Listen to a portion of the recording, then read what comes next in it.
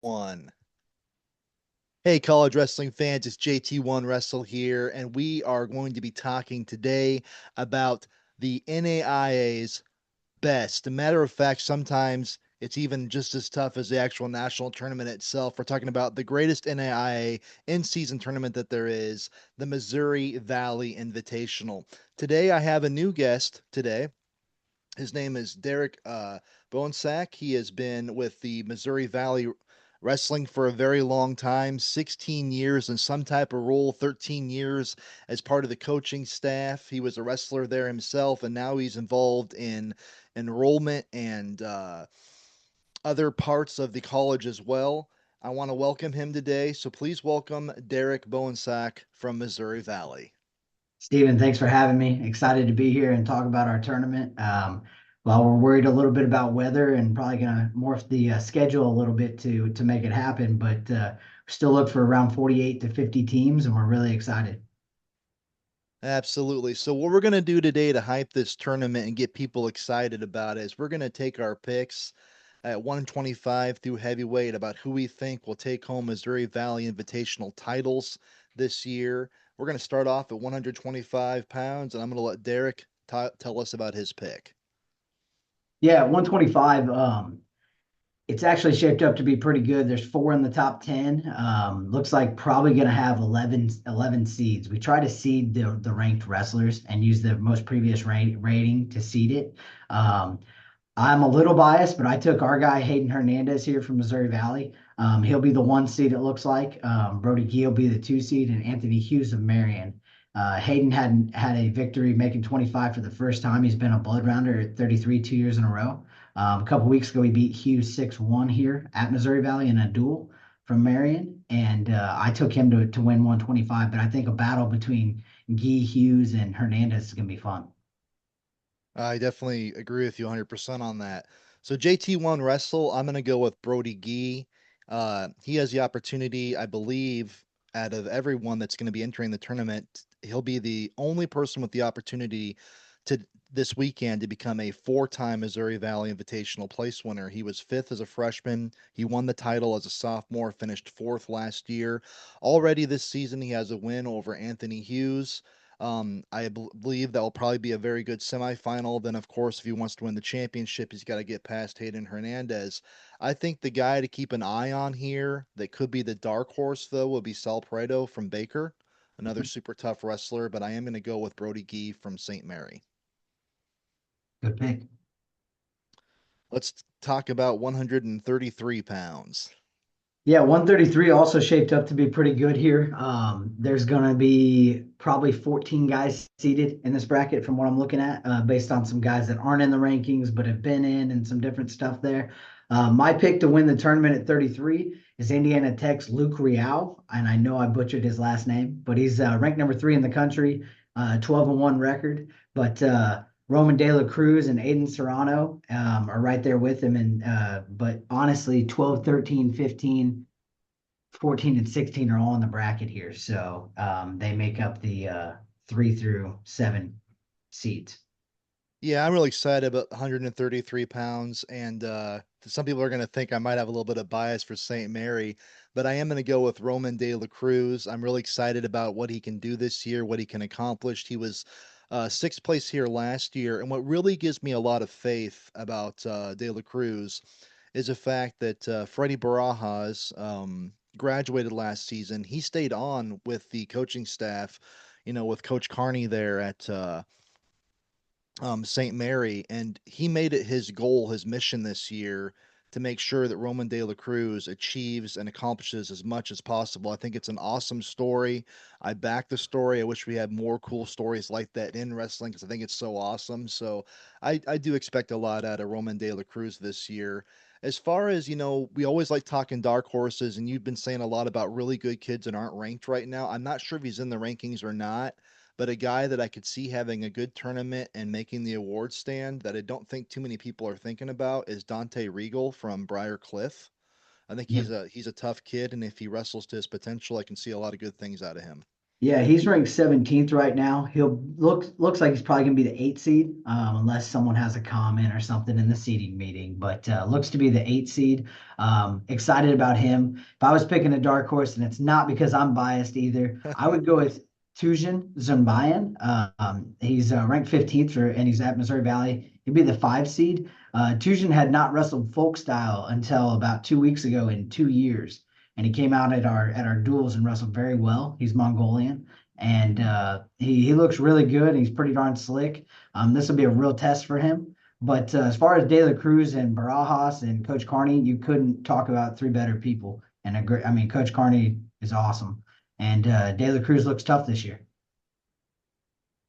I'll mention one more name at 133 that I also think could sneak in there and do real good would be Lane Scorple from William Penn. Yeah, He's a he's been real out for a scrapper. little bit. What's He's that? been out for a little bit and coming back. It looks like he wrestled just the other night. He's been out a while. He dropped in the rankings due to not wrestling. He's down to 21. He'll probably be the 10 seed, and that's a tough 10 seed out for somebody. So good luck to whoever draws him. I hear you there. Going 141. Who do we have here? Yeah, at 41, the number 1 seed is going to be Giuseppe Guara from St. Ambrose, and he's ranked number 12 in the country. And then it gets pretty thick but from 12 through 25, and guys that have received votes. I called them receiving votes for seeding purposes, meaning they popped into the rankings before. But if I picked Connor Kimbrough from Indiana Tech to win the tournament at 41. Well, I'm gonna go with my man Giuseppe Gira. I know if you've been following JT1 Wrestle either by my writings or by my videos, everybody knows that I've been talking about this kid for a long time. I keep on telling Coach Bettison you are looking at your first ever uh, All-American there at St. Ambrose. I think he'll get that done, and I also think that he could become the first ever St. Ambrose Fighting Bee to win the Missouri Valley Invitational. I will say this though. I think the final's going to be Giuseppe Gira, and I think his opponent in the finals is, unless the seating doesn't match up, Daryl Mills from Missouri Baptist. I tell you what, I saw that match down in Davenport, Iowa. It was a phenomenal match. Both the guys wrestled their hearts out. Giuseppe just got him at the end. I think that's going to be our final this weekend. Looking very forward to it. Big fan of both of these guys, and I hope that's the final we see. Yeah, actually, that can work out with seeds. Daryl Mills will be the 3 seed. So on that side there, he's ranked 16th. And again, two young programs. They've been around a little while, Missouri Baptist longer, but young coaches and doing a good job. I give a shout out to Bo Bettinson at St. Ambrose and Caleb McElfresh at Missouri Baptist. They're doing a great job, and these are probably their two best wrestlers. And they are. I'm hoping they both get All Americans out of these guys. Same. We're in 100% agreement there. Let's talk about 149 pounds. Yeah, 49 is kind of a toss up. There's only three ranked kids in the bracket. There's two other kids that have quite a bit of wins in there that, I haven't listed as seeds necessarily, but I've moved them to the top to probably be seeded. But number 11 in the country from Southeastern is Raymond Cavey, and he'll be the 1 seed. And I did go with him to win the tournament, but this one is a real toss up. There's a bunch of guys that have popped in and out of the rankings, and I don't know what's going to happen here. It's pretty open. Yeah, I agree with you. 149 was a weight where it's like this looks like it could be anybody's ball game this weekend. I personally went with Rico Robles from Arizona Christian. He was an NAIA qualifier in 2023. He barely missed qualifying in 2024. I believe he redshirted last year in 2025. When guys are at this level and then they slip a little bit, sometimes they come back super hungry, super determined to prove themselves. And that's what I think we're going to see out of Robles this weekend.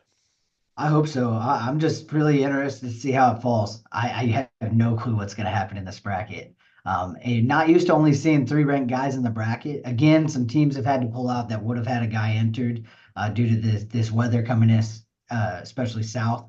Not having Cumberland's Kentucky, not having Life, not having Oklahoma City. We would have had some more ranked guys in here, but we're still, again, close to 50 teams. But 49 is going to be an interesting one for sure. Without a doubt. So 157. 57's got a little bit of a wrinkle in it because there's two or three guys in here that are not in the national ratings for Southeastern and Grandview that are going to be seated here in Easton Larson, Austin Scott, and Ryan Bennett. All tough guys that have crossover wins and history of competing at a high level, but just haven't made the 12 because the team's so deep. I did pick Hagen Highstand from Concordia. I think Josh Watts is doing a good job up there, and I think Hagen's going to have a good tournament at 57. I really like that pick a lot. And when I was looking over it last night, I was kind of debating back and forth between him and who I ended up picking. And again, I think Coach Carney is going to be very happy with me about some of my picks. I got Josie Jernigan. What excites me about him is he was sixth here 2 years ago. He actually came within one match of placing here last year. And like I said before, sometimes when you don't achieve the goals you were hoping to achieve, that gives you extra motivation, extra determination.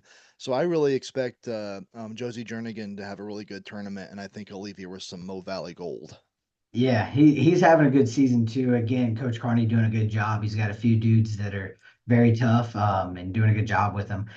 Dark horse to mention in this bracket is Irish Firthmeyer from Providence. He had a good win up at national duels. That's not reflected in this rating, I don't think.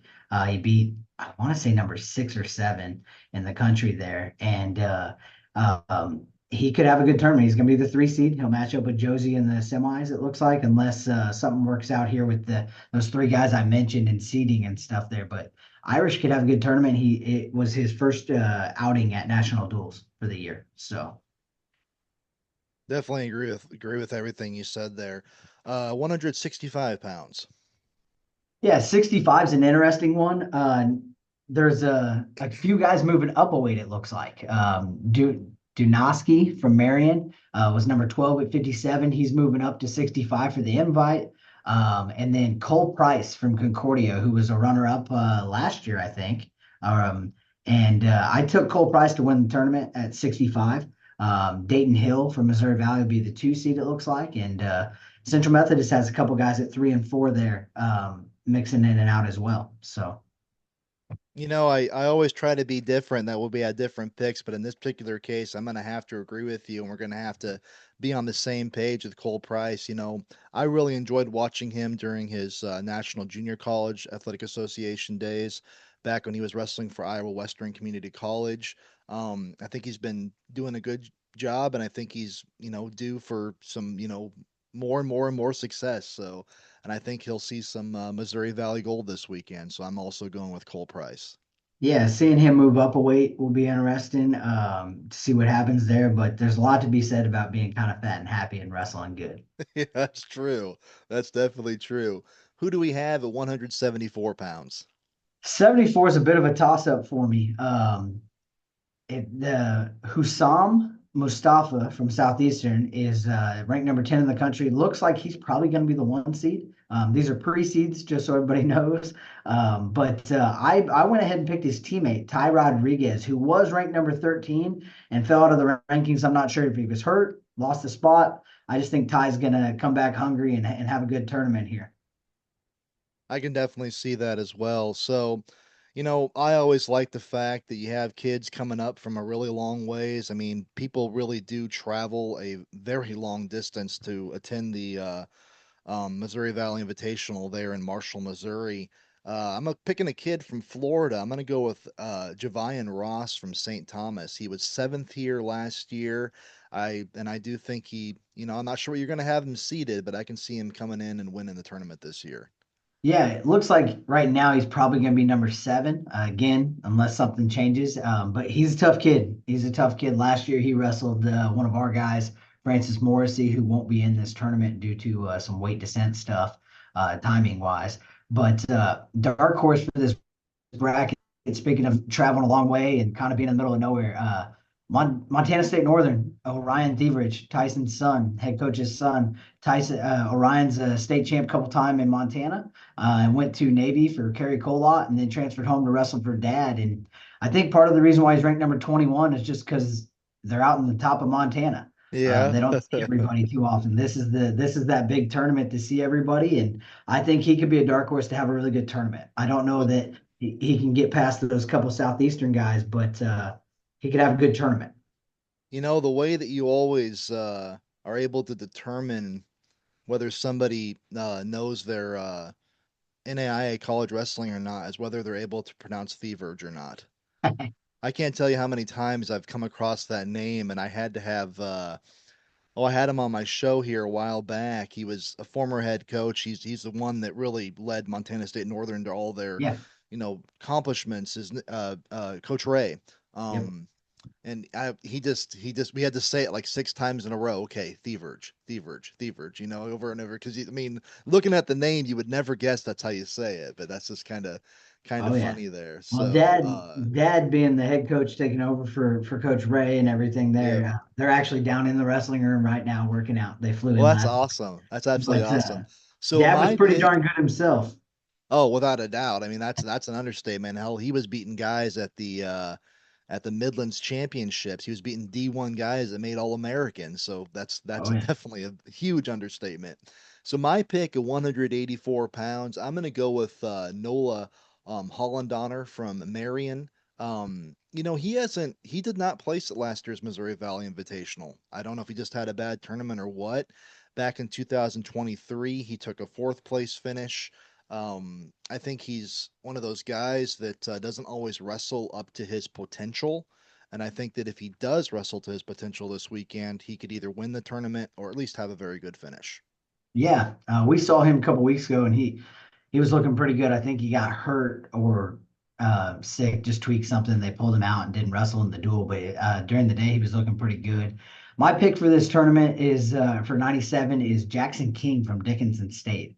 Um, I got two reasons for that. One, Dickinson State doesn't wrestle a ton in the first semester, if at all anymore. I think he's going to be pretty fresh and ready to rock. The cold weather down here won't bother him. And he wrestled Schlecht every single day, who was pretty darn good himself. So Yeah. I think he's going to have a good tournament, and I'm excited to see what happens at 84. Yeah, definitely definitely without a doubt. So who do you got at 197? At 197, I went ahead and picked our guy, Elijah Hines, three-time All-American, had a good match with in the Grandview duel last week with GK. But Caston Grape from Southeastern as well. Those two look to be on a collision course. And, there's some other guys ranked 15 through 25 here. Looks like we'll probably have 11 seeds, but I think those two are going to be on a collision course for a heck of a final. You know, I can't see it being any other final other than that. I mean, Mr. Personality himself, Elijah Hines. Um, yeah, I think you know why I say that. You have no Um, idea. yeah, I can believe it. I've interviewed over 1,000 wrestlers in my life, and I don't think I'll ever have an interview like that again. Definitely a great wrestler though. Like we were saying earlier, and I've been told how to say this name a million times in my life by both by both Coach Reeves and by the other coaching staff there at Grandview. I just call the guy GK. I think it's Garaval Kaloho. I think is how you pronounce it. Something like He's going that. to be tough for anybody to beat, but Hines, if he could figure out a way to get past his defense, Hines is a he would get mad at me for calling him a dark horse national champion this year, but at the point that we're at right now, I think that's a proper term. He could, win a national title this year, as could Caston Grape. Grape. I keep on wanting to say Doan, but he transferred over there to Southeastern. I think it's going to be a phenomenal match between two potentials for also to perhaps meet, later on in the semifinals at the NAIAs, or maybe if there's an upset, maybe even based on seeding, maybe even this could be a rematch for the national title, perhaps. I mean, we got two extremely good wrestlers here at 197. Yeah, I agree, and I think that I call it semis matches. Those are the semis matches. This finals match is a semis match, if not further in the tournament, and you got to win those types of matches. So I think we're gearing up to see a really good one. Yeah, I think the story here at 197, because I think like we were saying before, Grape and Hines, that's pretty much gold and silver spoken Yeah. for, taken. The bronze here is going to be interesting. I don't know how you're going to have it seated, but a guy that I could see coming back and taking a bronze medal here at the Missouri Valley Invitational will be Cam Cornman. Yep. He's so tall and so lanky, and he's one of those guys. If he can get a lead on you, then he becomes extremely difficult to score on. Agreed. Agreed. Another guy I wanted to mention is this will be the first time Georgetown, Kentucky. It's their first year with That's Frankie James. exciting. That's He'll be exciting. here. And Marcus James. I believe it's his son. It could just be a coincidence. I believe it's his son. And he's ranked number 17. He'll be the 4 seed. And I'm excited to see him wrestle too and see what happens there. As am I. And I'm definitely going out on a limb here. Uh, Pretty much it would take him wrestling at his absolute best, but I tell you, a kid that I'm a really big fan of. I love his attitude. I love his work ethic. He goes out there and gives 100%. He may not be the most talented guy on the mat, but my God, if you're wrestling this kid, you're going to have to give it hell for all 7 minutes. I'm a big fan of Jerry Morris from St. Ambrose. Mhm. He's not going to be seated. I already know that he's not going to be seated, but I could see him, hopefully, going out there having a great tournament. I'd love to see him finish in the top 12, and it would make my day to see him finish in the top 8. Yeah, absolutely. Absolutely. He is a good kid. Always been super nice too. Yeah, one of my absolute favorites. One of my favorites. No, I'm not sure if I'm supposed to be biased or not, but I am a big fan of that kid. I'd love to see him have a great tournament. So who do we have at heavyweight? Well, heavyweight's an interesting one.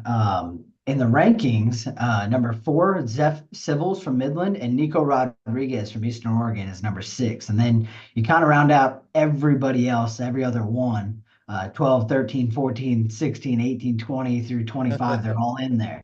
But a name that's not ranked yet because he wasn't eligible until classes started, not because of grades, because of a transfer. I want to say that is Demarion Lopez, who will be with Grandview at the tournament.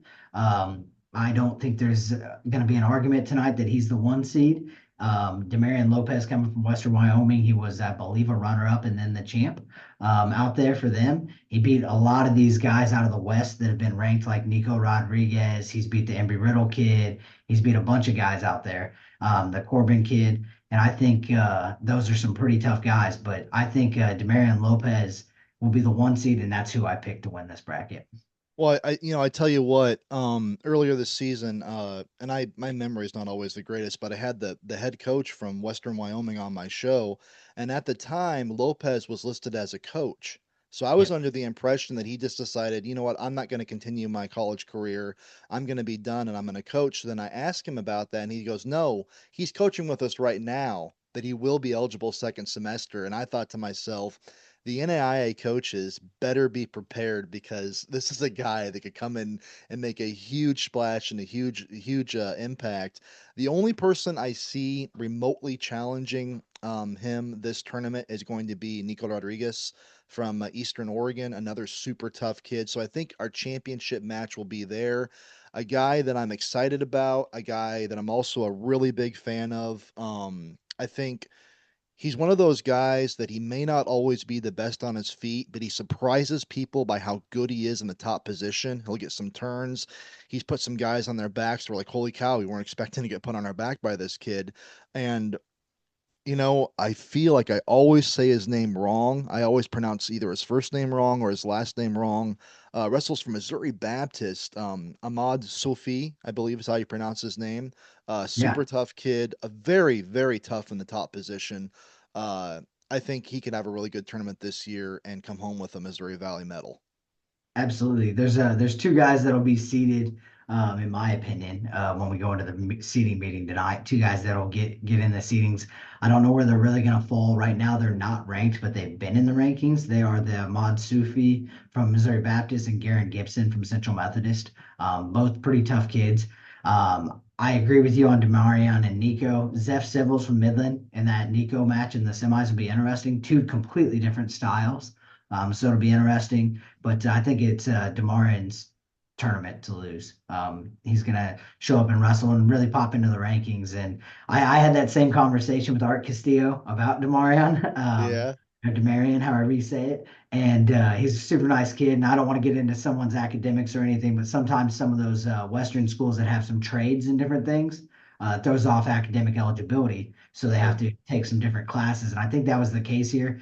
His grades, I think he's a great student. It was just a matter of getting the right associate's degree versus a trade degree. And Sure. he took the extra semester that you don't see happen very often. Not many schools are willing to to work with a student. Not many coaches are willing to work with a guy that's no longer able to wrestle for them to help them continue that degree. And Art Castillo is a great guy and does a great job out there. I couldn't agree more. He's got a great program. I think they'll contend for the NJCAA team title. And definitely he'll always have a team that I can't ever see them finishing anything below fifth. I think Yeah. he's got a top five team year in and year out. And I definitely, if I was ever talking to a kid and they said, this is what I want to study, I want to go to junior college. I mean, that's a direction I would point just about anybody that had, we also got to match academics as well, but I definitely would definitely point a lot of people. I think Coach Rodriguez is doing a phenomenal job. I agree 100%. Well, with that said, Miss Derek Bohnsack and JT1 Wrestle have given their top picks for who they think is going to win each individual weight class here at the Missouri Valley Invitational. I want to thank Derek for once again being a part of JT1 Wrestle today. It's been a pleasure having you on, and I'm sure that when we come to talk about the heart of America, perhaps I'll have you back on for that episode. Yeah. Thank you for having me. And anytime, happy to talk wrestling any day. You bet. You take care, Coach, and we'll see you later. Thank you.